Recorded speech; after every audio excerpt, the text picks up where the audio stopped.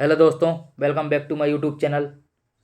तो आज की क्लास में हम बात करने वाले हैं आईसीटी के प्रीवियस ईयर क्वेश्चंस की। जैसा कि हमने पिछले क्लास में इसका पार्ट 1 देखा था, उसमें भी हमने प्रीवियस ईयर क्वेश्चन डिस्कशन किया था। अगर आप इस चैनल पर नए हो तो पहले जाके चैनल को सब्सक्राइब करें ताकि आपको अपडेट मिलती रहे। तो आइए स्टार्ट करते हैं आज की क्लास। तो जो आज की क्लास का हमारा पहला क्वेश्चन है वो है, आज का हमारा फर्स्ट क्वेश्चन कौन सा है? आज का हमारा फर्स्ट क्वेश्चन है, Which of the following statement regarding the term ICT? ICT के रिगार्डिंग कौन सा स्टेटमेंट ट्रू है हमारे से? तो दो स्टेटमेंट दे रखे हैं, पी एंड क्यू। तो हम इन स्टेटमेंट को देखते हैं कि पी वो स्टेटमेंट क्या है कि ICT is an acronym that stand for Indian classical technology. तो बेसिक सी ये कहना क्या चाह रहा है कि जो आईसीटी है, आईसीटी, तो आईसीटी की जो फुल फॉर्म है वो इंडियन क्लासिकल टेक्नोलॉजी है। क्या आईसीटी की फुल फॉर्म ये होती है? हम जानते हैं कि ICT stand for information and communication technology, ये होता है आईसीटी। तो हम लोगों ने पढ़ाई आईसीटी की फुल फॉर्म, तो ये होती है। लेकिन ये क्या बोल रहा है? इंडियन क्लासिकल टेक्नोलॉजी, तो ये गलत है, तो ये रॉन्ग है हमारे हिसाब से, ये नहीं है। अब सेकंड क्यू वाला देखते हैं। क्यू वाला स्टेटमेंट क्या बोल रहा है कि converging technology that amplifying exemplifying ICT including the merging of audio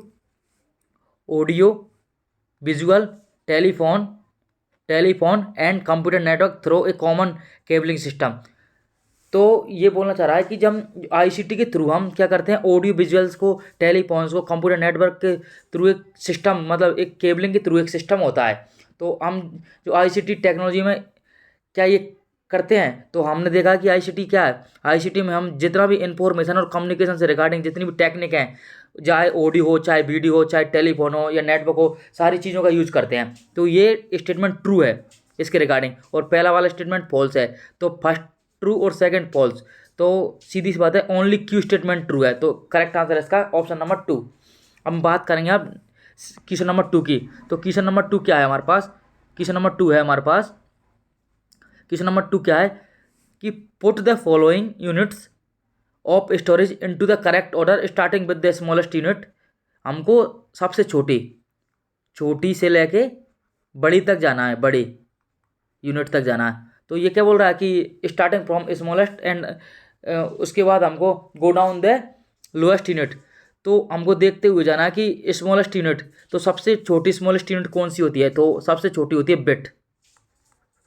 bit सबसे छोटी होती है। बिट के बाद क्या आता है? वाइट आता है, वाइट। वाइट के बाद क्या आता है? केवी, किलोवाइट आता है। किलोवाइट के बाद क्या आता है? किलोवाइट के बाद हम जानते हैं क्या आता है? मेगावाइट आता है, एमबी। मेगावाइट के बाद क्या आता है? मेगाबाइट के बाद आता है जीबी, गीगाबाइट। और गीगाबाइट के बाद क्या आता है? उसके बाद आता है टेराबाइट, टीबी।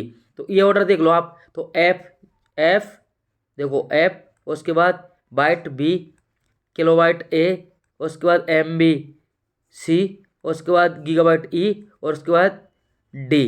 तो ये ऑर्डर किस में है? F V A C D.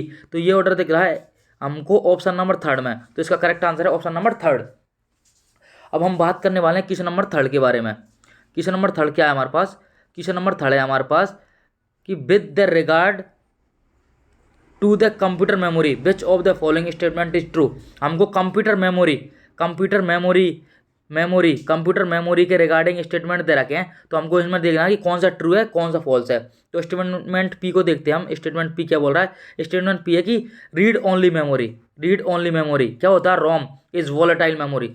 तो क्या हम लोगों ने देखा है कि जो हमारे पास रोम है, रोम रोम रीड ओनली मेमोरी, क्या यह वोलेटाइल होता है?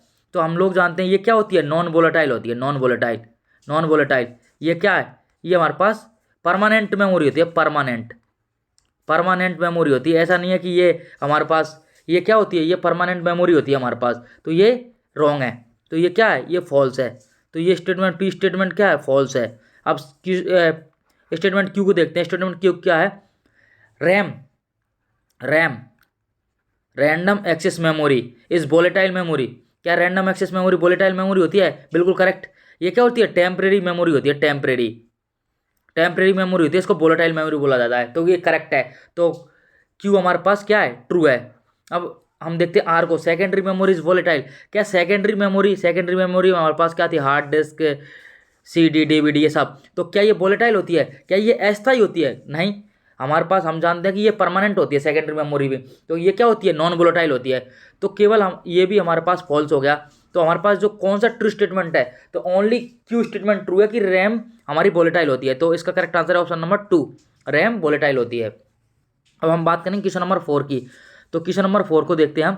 क्वेश्चन नंबर 4 क्या है हमारे पास, क्वेश्चन नंबर 4 है हमारे पास कि a virus type is capable of shifting from one computer to another computer without using instruction in is known as, कि एक वायरस जो एक कंप्यूटर से दूसरे कंप्यूटर में, एक सिस्टम से दूसरे सिस्टम में ट्रांसफ़र हो जाता है, शिफ्टिंग हो जाती है, तो विदाउट यूजर इंट्रैक्शन, विदाउट मतलब यूजर, इसमें यूजर का कोई इंट्रैक्शन नहीं रहता, ये अपने आप ही ट्रांसफ़र हो जाता है। तो ये कौन सा वायरस कहलाता है, तो ये होता है हमारे पास बॉम्ब वायरस। ये क्या होता है कि ये एक तो ये क्या है बॉम्ब, ये सेल्फ रिप्लिकेटिंग, खुद की कॉपी क्रिएट करता है ये बॉम्ब।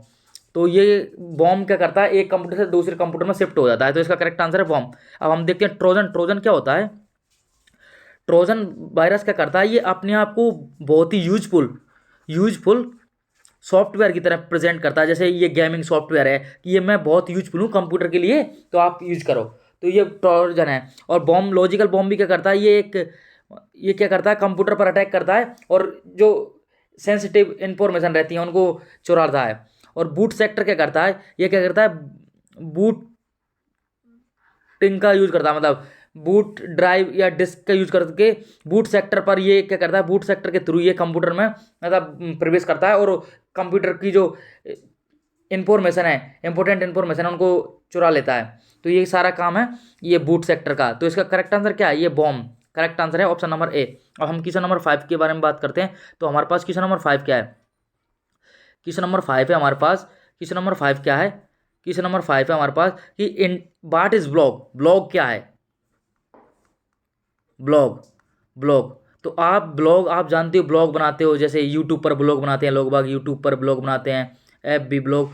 तो ये ब्लॉग क्या है, तो वो ब्लॉग अलग है, ये ब्लॉग है। ये ब्लॉग क्या होता है, आपने जैसे ये एक वेबसाइट रहती है, जैसे आपको सपोज करो आपको UGC नेट के बारे में कोई ब्लॉग लिखना है, या कोई भी जैसे आपको ICT टॉपिक के बारे में कोई ब्लॉग लिखना है, तो आप वेबसाइट पर अपना एक वेब पेज क्रिएट करोगे और क्या करोगे, अपना जो एक डॉक्यूमेंटेशन है कि आप जो भी आपकी कैसे ICT के टॉपिक में मेमोरी में क्या है, जो भी टॉपिक, या आप नेट के बारे में बनना चाहते हो तो नेट के बारे में इंफॉर्मेशन लिखोगे, पूरा एक जनरल टाइप एक तैयार करना मतलब। तो ये क्या है, एक पर्सनल वेबसाइट है इन फॉर्म ऑफ जर्नल। तो मतलब ब्लॉग क्या होता है कि आप कोई इन्फॉर्मेशन को पब्लिकली मतलब लोग पढ़ सकें आपकी इन्फॉर्मेशन को, एक वेबसाइट क्रिएट करते हो और आप उसमें जो भी टॉपिक जिस पर आप कुछ चाहो कि मेरा इस पर व्यू लिखना चाह रहा हूँ, कि वेबसाइट के ऊपर मेरा कुछ व्यू लिखना चाह रहा हूँ, तो आप उसमें लिख सकते हो, लोग उनको पब्लिकली रीड करते हैं। तो एक ब्लॉग क्या है, पर्सनल वेबसाइट है इन फॉर्म ऑफ जर्नल। तो करेक्ट आंसर इसका थर्ड इसका करेक्ट ऑप्शन है। हम जानते हैं इंटरनेट क्या होता है, नेटवर्क को इंटरनेट बोला जाता है। ऑनलाइन जर्नल क्या होते हैं, जैसे जो वेबसाइट पर हम गूगल पर देखते हैं, जो किसी भी जैसे आपने कोई भी टर्म सर्च की, ब्लॉग सर्च किया, तो उससे रिलेटेड जो इन्फॉर्मेशन निकल के आती है। सर्च इंजन हम जानते हैं गूगल, क्रोम हो गया, ये सारे सर्च इंजन है हमारे पास। अब हम क्वेश्चन नंबर 6 को देखते हैं। हमारे पास क्वेश्चन नंबर 6 क्या है, क्वेश्चन नंबर 6 है हमारे पास, what is the name of web page address. Web page address का नाम क्या है, तो हम जानते हैं कि जब भी हम वेब एड्रेस पर देखते हैं तो क्या होता है, यूआरएल होता है। तो यूआरएल की फुल फॉर्म क्या होती है, ये होता है यूनिफॉर्म रिसोर्स लोकेटर, ये होता है यूआरएल।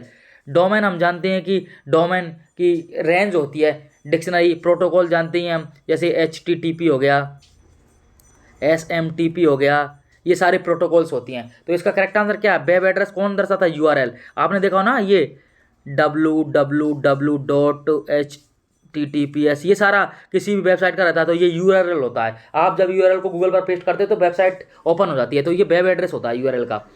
अब हम क्वेश्चन नंबर 7 को देखते हैं। क्वेश्चन नंबर 7 क्या है हमारे पास, क्वेश्चन नंबर 7 है हमारे पास, which of the following statement true regarding ICT. ICT के रिगार्डिंग आपको क्या पूछा है, आईटीसी के रिगार्डिंग स्टेटमेंट कौन सा ट्रू है आईसीटी। तो स्टेटमेंट पी देखते हैं। स्टेटमेंट पी क्या बोल रहा है कि a digital divide is an economics and social equality with regard to access to use और इम्पैक्ट टू आईसीटी। तो ये हमसे क्या बोल रहा है कि जो ये क्या आईसीटी होता है वो क्या होता है, इकोनॉमिकल और सोशल, सामाजिक और इकोनॉमिक आर्थिक रूप से इक्वल होता है, मतलब समानता होती है इनमें। तो ये क्या करेक्ट आंसर है।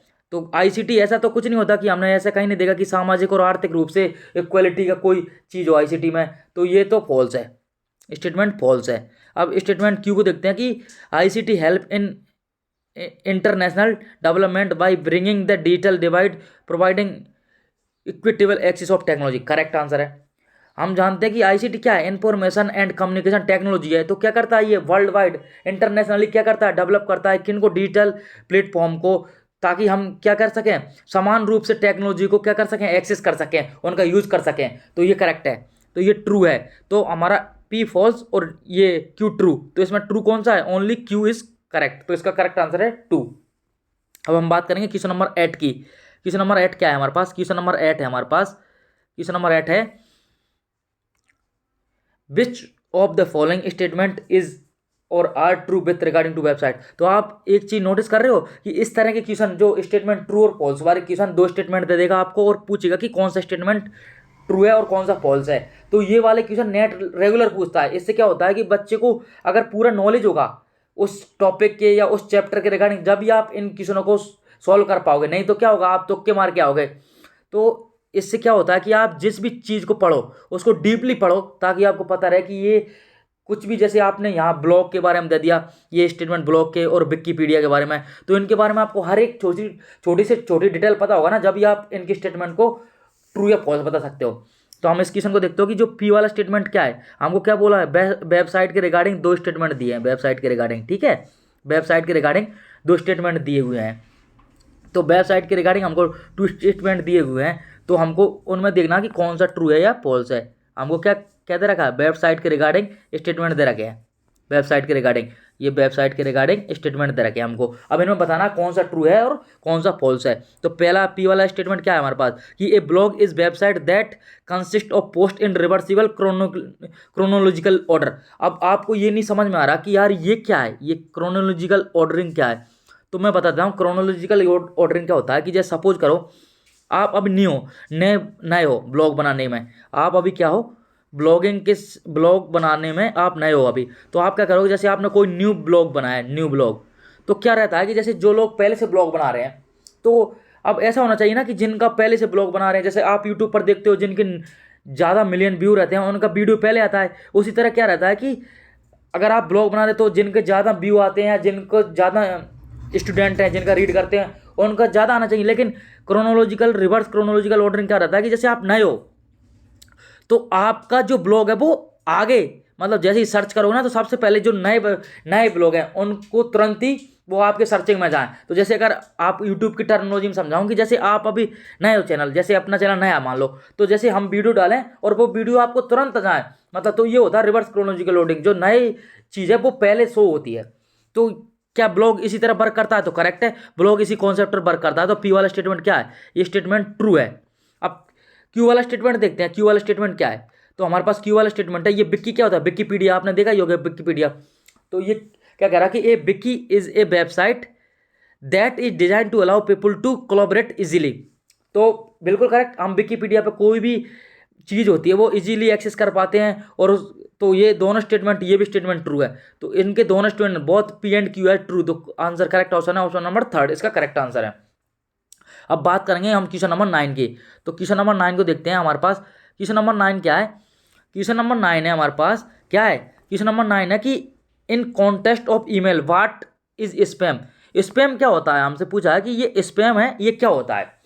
तो आपने देखा ही होगा कि मेल में स्पैम, जब हम ईमेल खोलते हैं तो उसमें स्पैम भी एक फोल्डर होता है। तो स्पैम क्या होता है, जो अनवांटेड मेल, अनचाहे, जिनको हम चाहते भी नहीं है, जो फर्जी, हम बोलते हैं अपनी लैंग्वेज में बोला जाता है फर्जी मेल, जिनका कोई रिगार्डिंग हमारे से कोई ज़्यादा वो नहीं रहता, तो फर्जी तरीके के, इनको क्या बोला जाता है, अगर टेक्निकल भाषा हम बोलें तो ये होते हैं ये क्या होते हैं, ये होते हैं अनसोलिसाइटेड, अनचाहे मेल होते हैं, अनसोलिसाइटेड मेल होते हैं। तो ये क्या होते हैं, ये स्पैम वाले अनसोलिसाइटेड अनचाहे मेल। तो इसका करेक्ट आंसर क्या है, इसका करेक्ट आंसर है कि unsolicited advertisement to a large number of. तो ये क्या होता है कि ये हम इनको चाहते नहीं है, ये हमारे स्पैम फोल्डर में मतलब स्पैम करते हैं, ये आते जाते हैं हमारी ईमेल में, ईमेल का फोल्डर को भर देते हैं। तो ये होते हैं। तो इसका करेक्ट आंसर क्या है, ऑप्शन नंबर डी इसका करेक्ट आंसर है।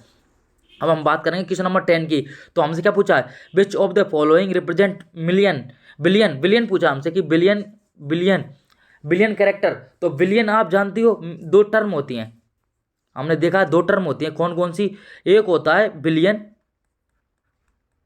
बिलियन, और एक और होती है मिलियन, मिलियन और बिलियन। तो आपसे पूछा कि कौन सा बिलियन को रिप्रेजेंट करता है। तो मिलियन आपको मैं समझा देता हूँ, मिलियन का होता है, ये होता है 10⁶, और बिलियन का होता है 10⁹। अब हम इनको अगर उस लैंग्वेज में देखें तो 10⁶ किसको रिप्रेजेंट करता है, ये मेगाबाइट को रिप्रेजेंट करता है 10⁶। तो और बिलियन क्या होता है 10⁹, तो ये किसको, गीगाबाइट को, जीबी, गीगाबाइट को रिप्रेजेंट करता है। तो हमसे यहाँ क्या पूछा है कि हमसे पूछा बिलियन, तो बिलियन कौन, gigabyte, gigabyte correct answer option number 4। अगर आपसे मिलियन पूछा होता तो मिलियन में आंसर कौन सा होता, मेगाबाइट। तो आप ये अंतर देखो कि मिलियन तो मेगाबाइट और बिलियन तो जीबी, गीगाबाइट। तो हमसे क्या पूछा, बिलियन पूछा है, तो बिलियन 10⁹ होता है। तो इसका करेक्ट आंसर क्या है, इसका आंसर है गीगाबाइट, ऑप्शन नंबर 4 इसका आंसर है गीगाबाइट। अब हम क्वेश्चन नंबर 11 को देखते हैं। क्वेश्चन नंबर 11 क्या है हमारे पास, हमारे पास क्वेश्चन नंबर 11 है कि the data storage hierarchy consist of. हमको डाटा स्टोरेज की हायरार्की दे रखा है कि पहले क्या आएगा, एक ऑर्डर दे रखा है। तो उसके अकॉर्डिंग हमको क्या निकालना है, हमको डाटाबेस हायरार्किकल को देखना है, ये डाटाबेस हायरार्की। तो इसमें हमको क्या चीज़ देखनी है कि पहले एक ऑर्डर देखना कि पहले बिट्स आती हैं, फिर उसके बाद बिट्स से मिलके बाइट बनता है, बाइट से मिलके फील्ड बनता है, फील्ड से मिलके रिकॉर्ड बनता है, रिकॉर्ड से फाइल बनता है, और फाइल से डाटाबेस बनता है। तो डाटाबेस एक बहुत बड़ी यूनिट होती है जिसके अंदर ये सारी चीज़ आती हैं। तो हम अगर देखना चाहें तो हम देखते हैं कि अब अगर हम देखना चाहें तो जैसे सपोज करो आप, ये चीज़ है, ठीक है। उसके बाद हम देखते हैं ये एक और, ठीक है। उसके बाद हम एक और चीज़ देखते हैं, ये देखो, उसके बाद ये देखो, हाँ ऐसे चलता जाता है। तो अब से सपोज करो, अब हम जाएं, मैं सपोज करो जैसे कि ये जो फील्ड है जैसे, तो ये क्या है, ये बिट है, ये हमारे पास क्या है, बिट है, बिट, ठीक है। ये उसके बाद ये वाला गोला, ये बाइट है, ये क्या है हमारे पास, बाइट है, बाइट, ठीक है। उसके बाद ये हमारे पास क्या है, फील्ड्स है, ये फील्ड्स है। उसके बाद ये क्या है, रिकॉर्ड है। अब रिकॉर्ड के बाद जैसे हम एक और गोला बनाएं जैसे, तो एक और गोला, इससे बड़ा गोला अगर हम डिस्क्राइब करें जैसे ये इसके ऊपर ही आएगा सपोज, तो ये आएगा हमारे पास, ये होगा हमारे पास, क्या होगा, ये होगा हमारे पास फाइल, ठीक है। और उसके बाद एक और गोला आएगा जैसे हमारे पास, इससे ऊपर जो सबको क्या करेगा, ये, तो ये आएगा हमारे पास डाटाबेस। तो क्या है इसमें, हमको ऑर्डरिंग निकालना है। तो ऑर्डरिंग हमारे पास जैसे क्या है, सबसे पहले क्या आता है हमारे पास, बिट्स आता है। तो हमारे पास सबसे पहले आता है बिट्स, ठीक है। बिट्स के बाद बाइट, बिट्स से मिलकर बनता है बाइट, बाइट के बाद हमारे पास बाइट से मिलकर फील्ड्स, फील्ड्स। उसके बाद हमारे पास आता है रिकॉर्ड, रिकॉर्ड्स। रिकॉर्ड के बाद हमारे पास आता है, रिकॉर्ड मिलके क्या बनाते हैं, फाइल बनाते हैं। और फाइल के बाद डीबी, फाइल के बाद क्या आता है, डीबी, डाटाबेस, डाटाबेस। इन सबको अपने अंदर समाहित करता है कौन, डाटाबेस। तो ये चीज़ क्या आ गई, तो ये चीज़ हो गई एक ऑर्डर। तो हम देखते हैं ये वाला ऑर्डर कहाँ है, बिट्स, उसके बाद बाइट, देखो बाइट ये पहला तो गलत हो गया, उसके बाद बिट्स करेक्ट है, बाइट फिर फील्ड्स, उसके बाद रिकॉर्ड, उसके बाद फाइल, उसके बाद डाटाबेस करेक्ट है। ये वाला ऑर्डर बिल्कुल करेक्ट है, ऑप्शन 2 इसका करेक्ट आंसर है, ऑप्शन नंबर 2 इसका करेक्ट आंसर है। अब हम बात करेंगे क्वेश्चन नंबर 12 की। क्वेश्चन नंबर 12 क्या बोल रहा है कि which of the following domain is use to profit business. तो जैसे कोई भी जो डोमेन जानते हो ना, जैसे डोमेन क्या कि जैसे कोई और, जैसे आपको डोमेन निकालना है किसकी, बिजनेस की। तो बिजनेस में जैसे हम क्या करते हैं, कोई कंपनी बनाते हैं कॉमर्शियल, तो बिजनेस को डोमेन क्या होती है, .com। जैसे आपकी कोई, जैसे शादी.com ये होती है, जैसे आपकी अमेजन.com। तो ये क्या है? मतलब कोई बिजनेस कंपनी, प्रॉफिटेबल कंपनी, तो इसको किससे रिमार्क करते हैं, ये है .com, तो इसका करेक्ट आंसर है ऑप्शन नंबर 4। लेकिन जैसे आप देख लो .org, तो ये क्या होता है, org किसके लिए, ऑर्गेनाइजेशन के लिए, ऑर्गेनाइजेशन के लिए, जैसे कोई भी, जैसे बहुत सारी ऑर्गेनाइजेशन रहती हैं, संस्थाएं रहती हैं, उनके लिए। .net किसके लिए, ये नेटवर्क के लिए, नेटवर्क के लिए .net का यूज करते हैं। .edu किसके लिए, एजुकेशन के लिए, एजुकेशन के लिए हम एजुकेशन में यूज करते हैं ना, कि जैसे RBSC राजस्थान बोर्ड .edu, तो ये एजुकेशन के लिए है। तो ये सारी अलग अलग फील्ड की डोमेन है। अब हम इसके बाद बात करेंगे क्वेश्चन नंबर 13 की। तो क्वेश्चन नंबर 13 क्या है हमारे पास, क्वेश्चन नंबर 13 है हमारे पास कि what is the full form of, किसकी, हमसे फुल फॉर्म किसकी पूछी है, USB, USB की फुल फॉर्म पूछिए कंप्यूटर के रिलेटेड टर्म में। तो USB हम जानते हैं, हमने पढ़ा भी है, USB, USB आप जानते हैं ना, USB केबल। तो USB क्या होता है, ये होता है यूनिवर्सल सीरियल बस। USB क्या था, यूनिवर्सल सीरियल बस। तो ये कहाँ है, ऑप्शन नंबर 3, यूनिवर्सल सीरियल बस इसका करेक्ट है। अब हम बात करेंगे नेक्स्ट क्वेश्चन की, क्वेश्चन नंबर 14 की। तो क्वेश्चन नंबर 14 क्या है हमारे पास, क्वेश्चन नंबर 14 है हमारे पास गिवन बिलो। अब देखो फिर आ गया टू स्टेटमेंट वाला क्वेश्चन, फिर आ गया कि स्टेटमेंट 1 और 2 दे रखा है और हमसे पूछा कि कौन सा ट्रू है कौन सा फॉल्स है। तो हमको स्टेटमेंट 1 क्या दे रखा है, स्टेटमेंट 1 दे रखा है कि cache memory is volatile memory. क्या दे रखा है कि एक तो किसके बारे में दे रखा है, कैच मेमोरी के बारे में दे रखा है, और ये बोल रहा है कि ये वोलेटाइल है एंड इट्स मच स्लोअर, क्या स्लोअर देन किसके, रैम के। तो क्या कैच मेमोरी वोलेटाइल होती है, ये तो करेक्ट है, कैच मेमोरी वोलेटाइल होती है, टेम्परेरी होती है, ये तो करेक्ट है, यहाँ तक तो ये ट्रू था। अब उसके बाद and is much slower then RAM, कि ये रैम से स्लो होती है, ये फॉल्स है। हम जानते हैं सबसे फास्ट क्या होता है, हमने पढ़ा है सबसे फास्ट होता है वो रजिस्टर होता है। रजिस्टर के बाद कौन आता है, कैच आता है, रजिस्टर के बाद आता है कैच मेमोरी, रजिस्टर के बाद कैच मेमोरी आता है, और कैच मेमोरी के बाद रैम आता है। तो कैच मेमोरी क्या होती है, रैम से फास्ट होती है, तो क्या ये रैम से स्लो होती है, नहीं। तो ये स्टेटमेंट हो गया, स्टेटमेंट 1 हो गया फॉल्स, ठीक है, ये हो गया फॉल्स। अब हम स्टेटमेंट 2 देखते हैं। CD क्या दे रखा है, स्टेटमेंट इसमें देखो, एक दे रखा है CD, दूसरा दे रखा है देखो DVD, और तीसरा दे रखा है मैग्नेटिक टैप, ठीक है, ये 3 टर्म दे रखे हैं हमसे। हाँ, तो ये क्या बोल रखा है कि मैग्नेटिक टैप, ठीक है, ये 3 टर्म दे रखे हैं। क्या बोल रखा है कि all are optical media devices. तो हम जानते हैं कि जो CD होती है, CD क्या होती है, कॉम्पैक्ट डिस्क, ठीक है, कॉम्पैक्ट डिस्क। और DVD क्या होती है, क्या होती है, डिजिटल वर्सटाइल डिस्क, ठीक है, DVD। तो ये दोनों तो हम जानते हैं ऑप्टिकल मीडिया होती हैं, ये करेक्ट है, CD एंड DVD, CD और DVD ये तो क्या होती हैं, ऑप्टिकल ऑप्टिकल मीडिया होती हैं, ये तो करेक्ट था स्टेटमेंट। लेकिन इसने क्या ऐड कर दिया, मैग्नेटिक टैब ऐड कर दिया। तो मैग्नेटिक टैब हम जानते हैं, मैग्नेटिक टैब क्या होता है, ये मैग्नेटिक उसका यूज करता है, प्लास्टिक का कोर होती है मैग्नेटिक कोर, उसका स्टोरेज यूनिट की तरह यूज करता है। तो ये ऑप्टिकल नहीं है, ऑप्टिकल में क्या होता है, हम लेजर के थ्रू स्टोरेज करते हैं, लेजर बीम के थ्रू। लेकिन मैग्नेटिक टैब में हम मैग्नेटिक उसका प्लास्टिक कोर का यूज करते हैं, ठीक है। तो ये दो, पहला स्टेटमेंट भी फॉल्स है और दूसरा भी फॉल्स है, तो ये दोनों स्टेटमेंट फॉल्स हैं। तो बोथ स्टेटमेंट आर फॉल्स, किसमें, सेकेंड ऑप्शन में, ऑप्शन नंबर 2 में बोथ स्टेटमेंट आर फॉल्स। तो इसका करेक्ट आंसर ऑप्शन नंबर 2। तो ये जो हमारे बचे हुए क्वेश्चन थे ICT के, वो हमने कंप्लीट कर लिए। ICT के जो रिमेनिंग क्वेश्चन थे वो हमने कंप्लीट कर लिए।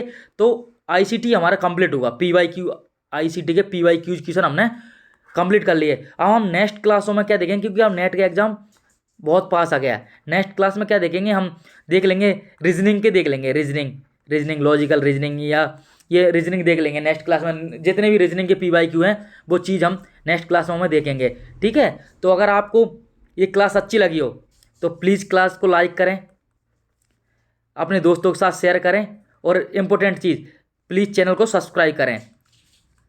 तो अगर आपको क्लास अच्छी लगी हो तो आप चैनल को सब्सक्राइब करें। Thank you for watching, thank you.